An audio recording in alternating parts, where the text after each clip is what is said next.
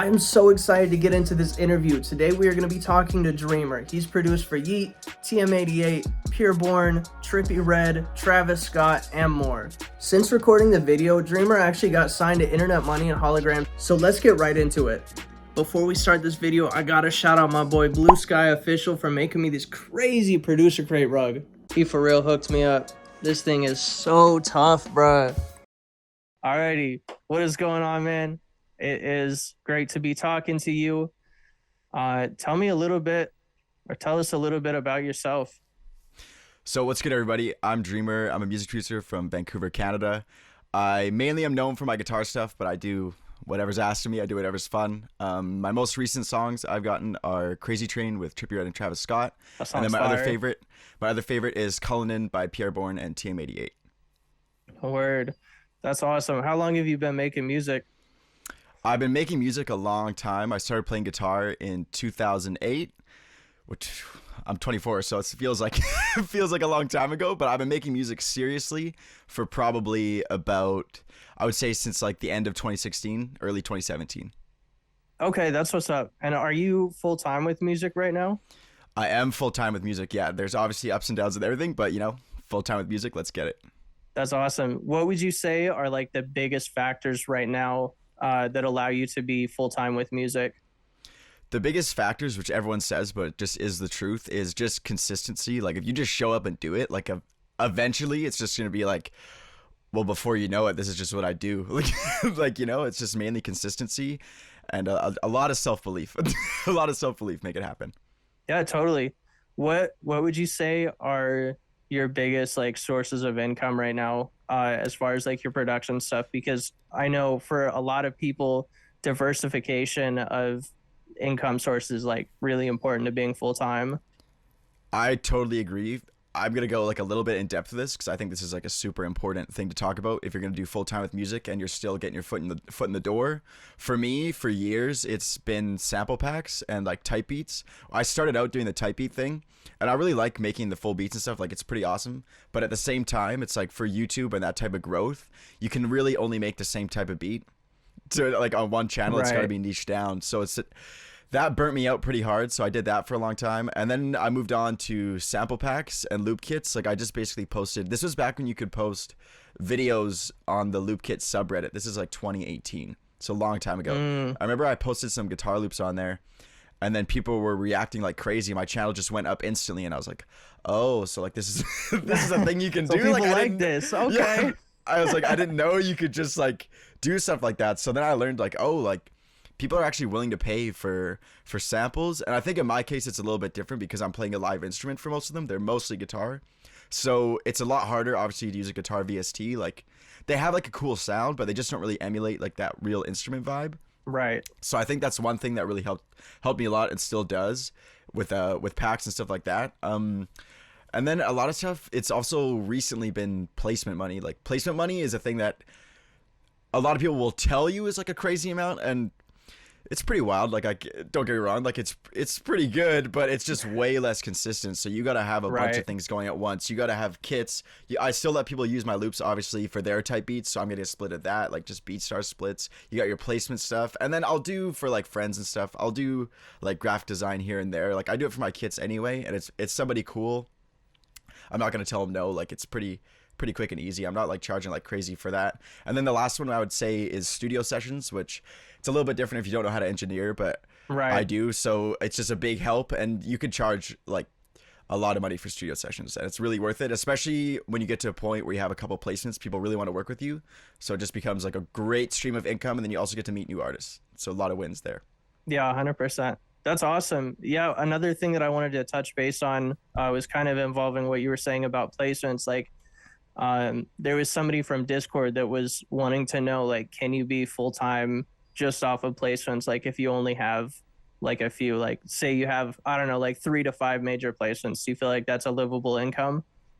3 to 5 majors, like depending how major, because let's remember here, like there's major and then there's like Lil Uzi Just Wanna Rock right major, yeah, you know absolutely. what I mean? So there's of course, a huge like scale. like for songs that are like not number one on the album, but they're like, they're still part of the album, but they're not like the feature thing. Yeah, so I would say personally, you could, if you had 3 to 5 of those and you're like good with money, like you're not out here getting a placement and like going straight to the Balenci store and, and buying out like a jacket and some fucking shoes, you know what I mean? Like every month, like you could live like, I'm gonna say like maybe not like totally comfortably, but you could get by for sure. Like you're not gonna be out here, you know, like absolutely killing everybody with the fits, but you're gonna be able to live like a decent life, and you're still gonna have to, trust me, like you're still gonna have to like really hustle to get more, because that's a placement lifestyle. Like if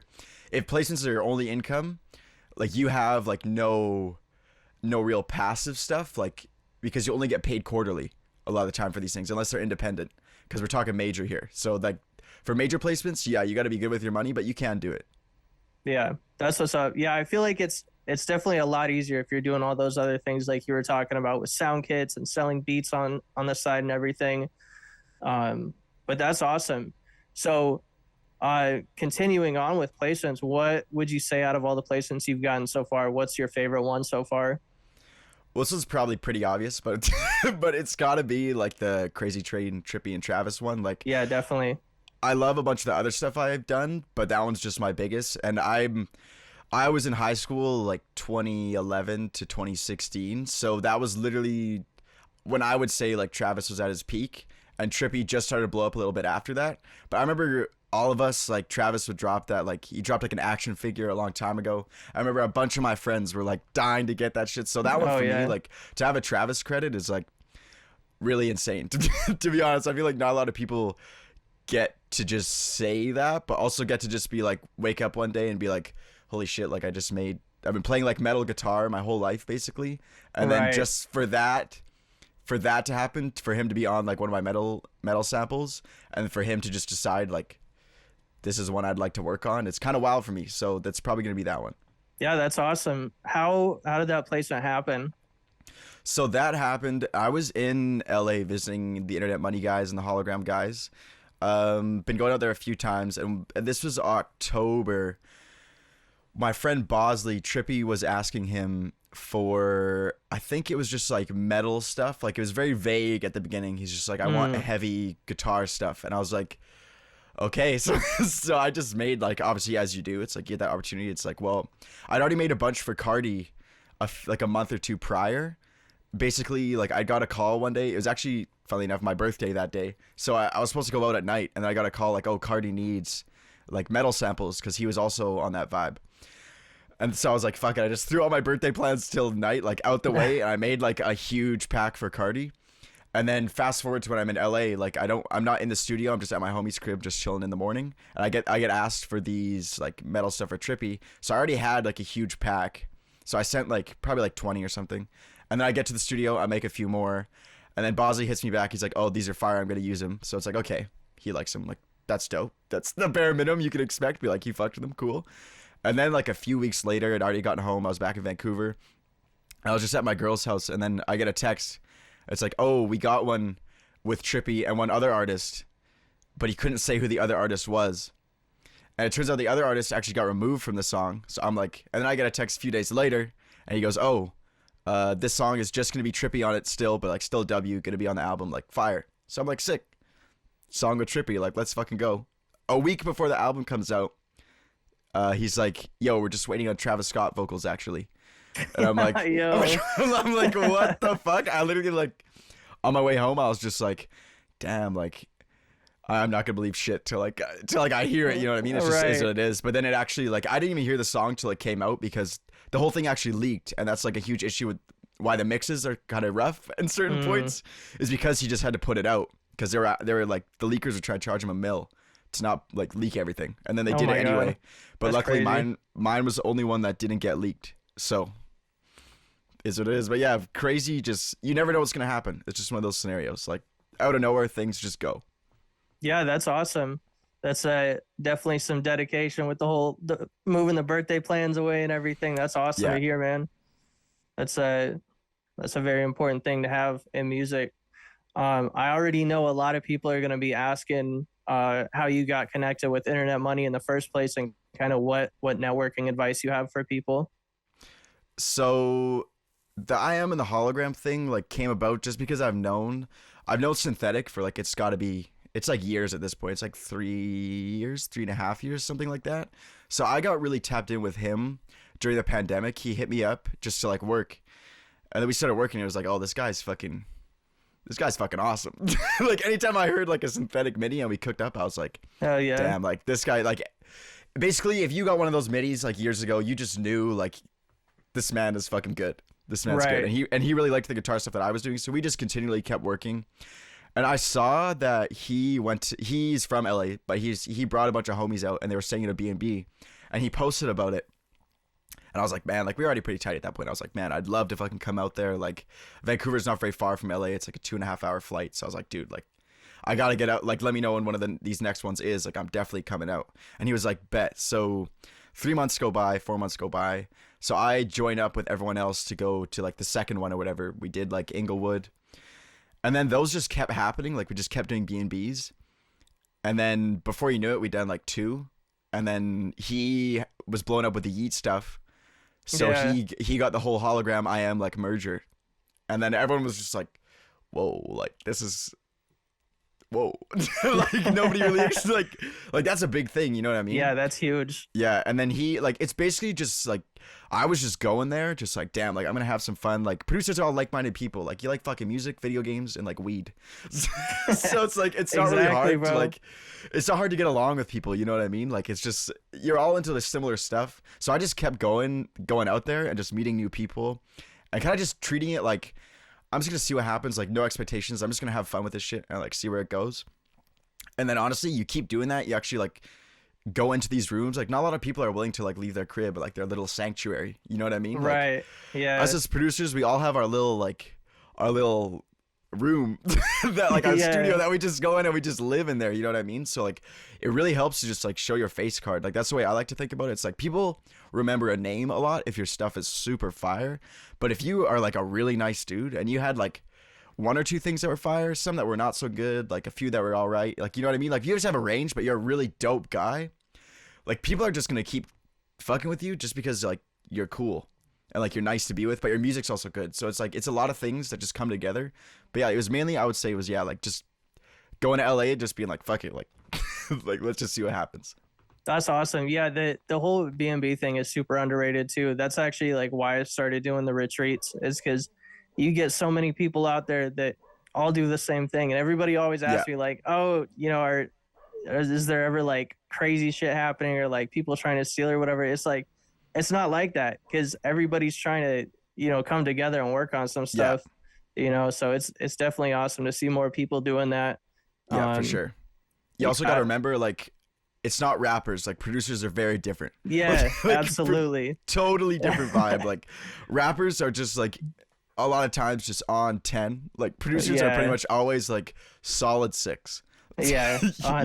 You know? That's a great way to put it. Word. That's awesome. You may have answered it in the last question, but just to ask anyways, what has been the biggest stepping stone in your career? Like, what was the most successful or rewarding thing that you've done, whether it be like financially, number wise, and not like your placements, like things that you did to get there. You know what I'm trying to say? Yeah. I would say probably for me it was just like building my YouTube channel, because I have almost 15K on there right now. Like it's been a few years, so it's not like I've grown like some of these dudes that upload 3 type beats and then all of a sudden they got like 20K subs and are getting like 300K a video. For me it wasn't like that. For me it was just like a lot of like slow, steady growth. And I would say like number one thing is just like building my own like business at the end of the day. Like obviously it's a thing when you tell your parents you're gonna do music, they're like, whoa, you sure you don't want to be a carpenter?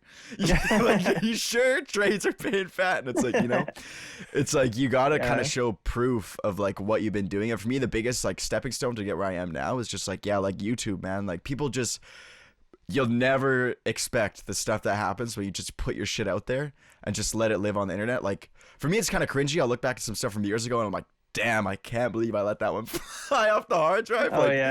But then at the same time it's like you got to do that to grow. And like YouTube is just one of those things. Like what be whatever it is, like your choice. Like you could go really hard on Instagram or like TikTok. I feel like TikTok's the new one that people really go crazy with.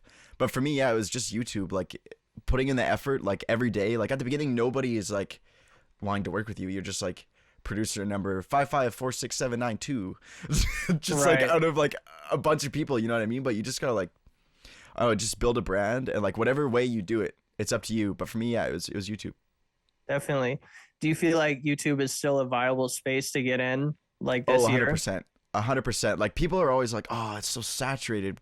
Oh, this is so tough, man. Like nobody wants to watch my shit. But like the thing is though, you don't even need like thousands of people to watch your shit. Like I'm pretty blessed. I'm just lucky that way, I guess. Like I worked hard so I can just get that happen like organically. But at the same time, it's like I remember when I was doing type beats, I had like a few beats that you get like 300 views, and someone would buy the exclusive, and it's like back then it's like whoa, whoa, whoa, like my exclusives are $100.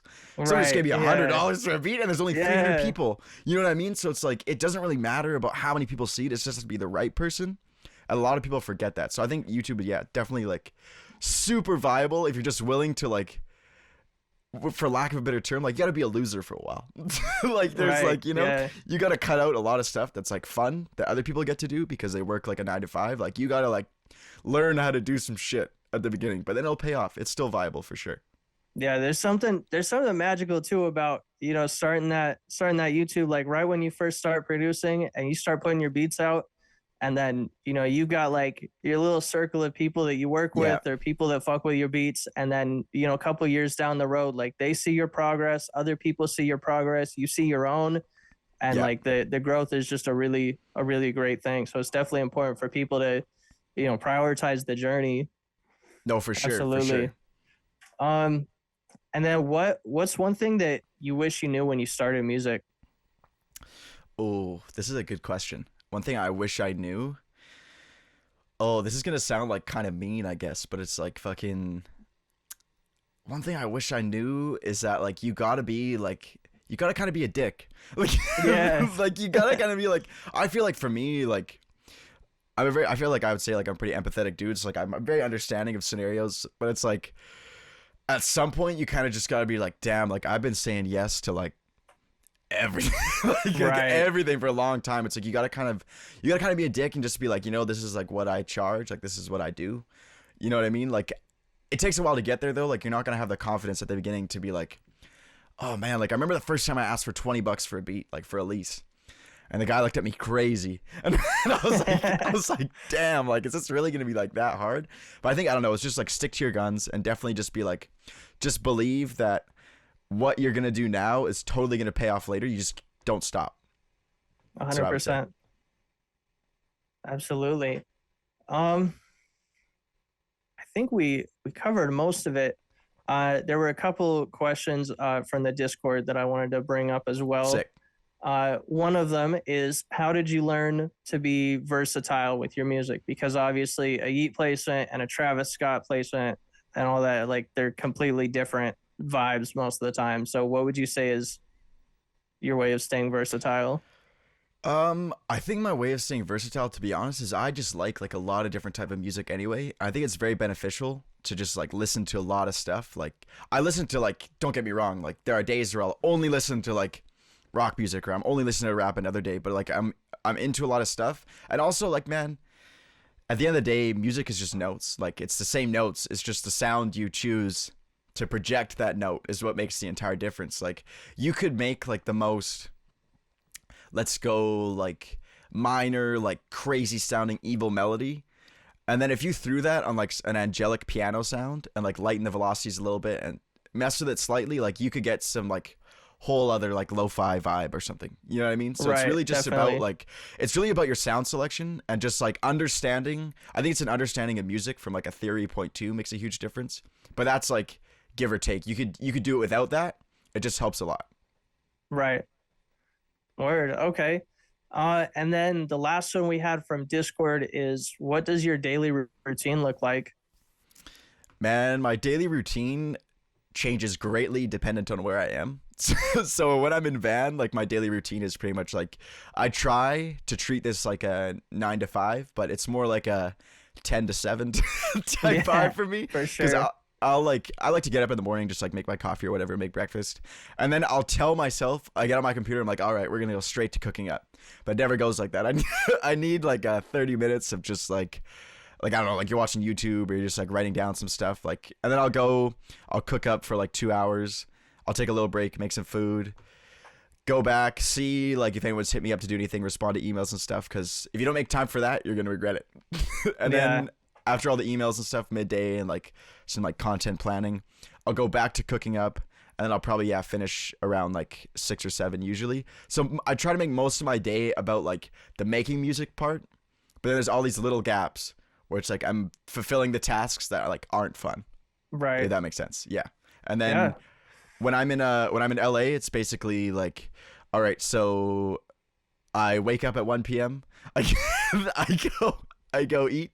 I literally just like do whatever. I get to the studio at like, I'm gonna say like 4 or 5, and then I leave at like 5 in the morning. So it's just like there's not a lot of explaining to do there. It's just like you wake up, work your ass off, and then repeat. Yeah, definitely. Well, that's awesome, man. Thank you for sharing those gems. And now we are gonna cook up a couple beats with this kit we've been working on. You gonna tell them about the kit? Man, this kit, honestly, I mainly don't really do like multi kits like that, but I had the idea, and then Stafford and I talked about it, and honestly, I think we knocked this one out of the park. These are some favorite sounds, especially like the sounds going into our Portal presets. Like, you guys are gonna have a ball with this one because you'll see. We're about to cook up some sauce. So yeah, let's get it. Sweet. So we've been working on this kit for a while, and I'm super excited to get into it. So let's make a sample for Dreamer to flip. I have no idea what we're gonna go for yet. I'm gonna start with something a little basic just to get an idea down.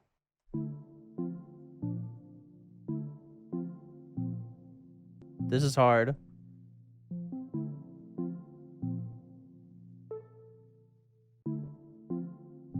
I like this progression.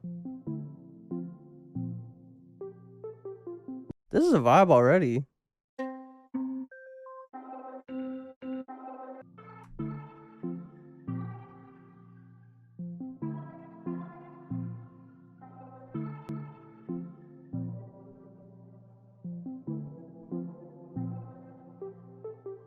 Okay, we on to something.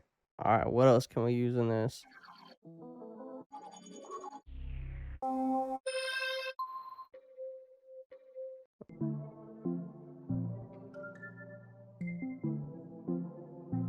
Okay, that's hard. I'm gonna add some effects to it.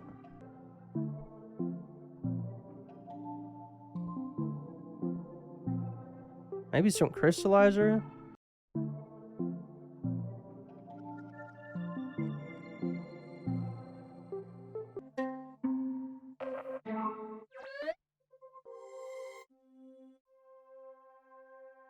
Oh, this pad is fire.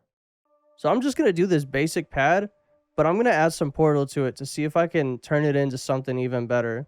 In this bank, we also have all of these Portal presets, so I'm gonna see if any of these work for it.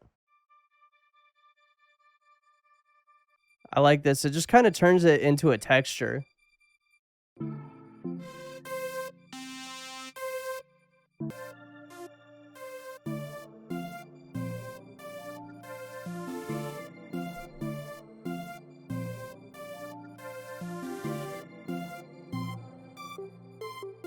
One trick you may not know is you can open up the one shot and change the mode to stretch, and it'll actually make the notes longer if they're pitched up higher, because it'll keep the same length that it's normally at its base. Alright, we're gonna try some Portal on this too. It sounds a little weird right now, but I bet with the Portal it's gonna be fire.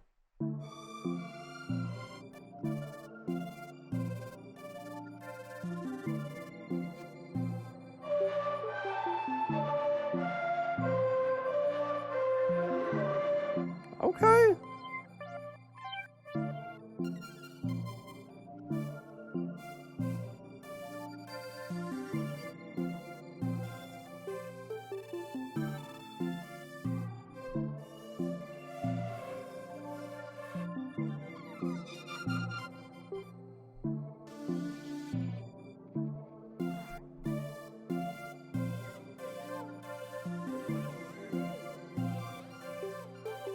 I kind of like this as a starting point.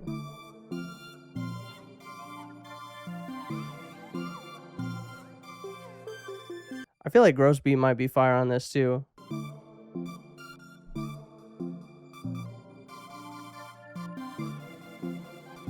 I feel like this is kind of hard.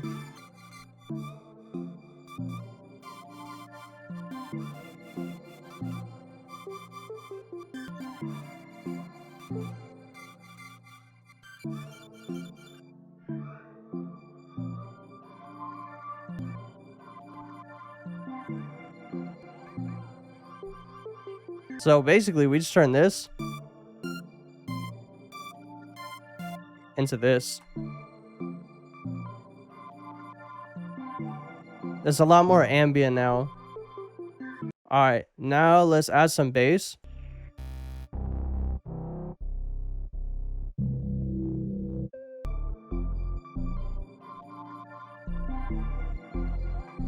Okay, this is hard.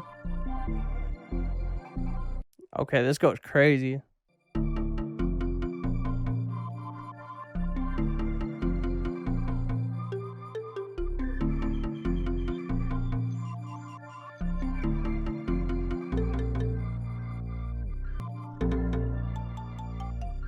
Yo, that's kind of hard. All right, so here's the finished sample. I'm going to send that over to Dreamer and see how he flips it.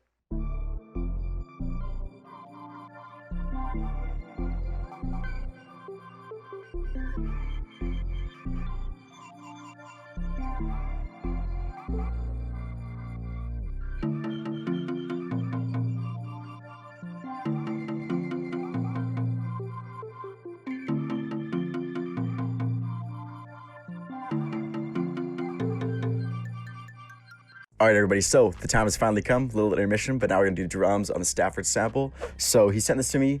First thing I always do, you can see I have the bass notes labeled here. If you ever wonder what the bass notes are, usually a lot of people will put like a sub bass in their sample, and you just throw a tuner on your sample track, and you can give it a listen. So now that we know that, I'm gonna jump back to the beginning of our loop. I'm gonna go ahead and pick an 808, and we're gonna go add an 808 pattern. So first thing I'm gonna do once I have my 808 choice is I'm gonna go to the track with our sample on it, and I'm just gonna solo it and cut out the sub part of the sample just because we don't want it to clash with our 808. So here we can go like this. And it's in there, but it's nice and quiet. Once your 808's there, you're not gonna be able to tell. So let's go like this.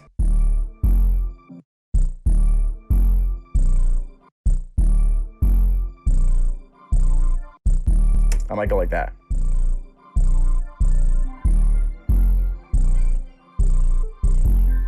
I like that, so let me copy that over to make sure all the notes extend.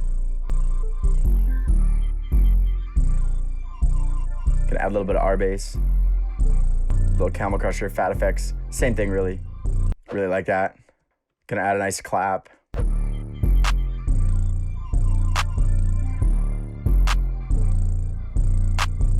I'm gonna go ahead and add a perk sound. I'm gonna go something like this, and I'm just changing the volumes like they were MIDI, because volume is velocity. Something like that. And now we need like an effect sound, I think, at every drop. I'm gonna take this effect, and then the beauty of doing this stuff in audio is I'm gonna go ahead, I'm gonna just flex it down. So we go something like this. Now we can go to some hats.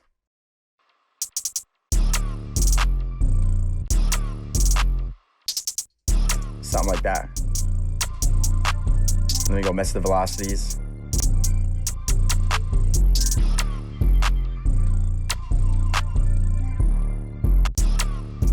I think we need a crash or something like that.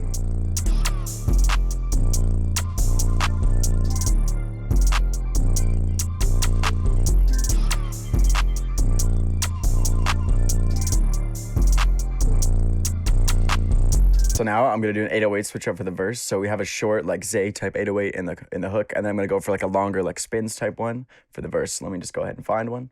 And I'm gonna go ahead and I'm just gonna copy the pattern that we had for the hook and just move it over there.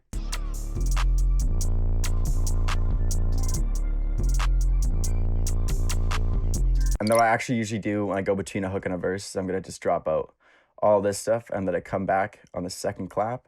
Just 'cause it's a nice break and it tells you that the verse is coming. rather than just kind of having to guess yourselves if an artist is writing. So let's go like this. Let's play the end of the hook going into the verse.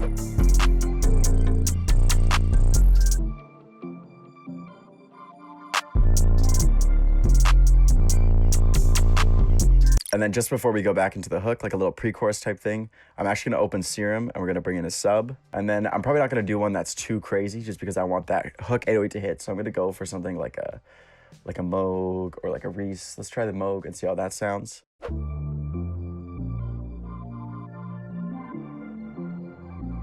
then we can have all this come in right here. Just before, I'm gonna take all this out.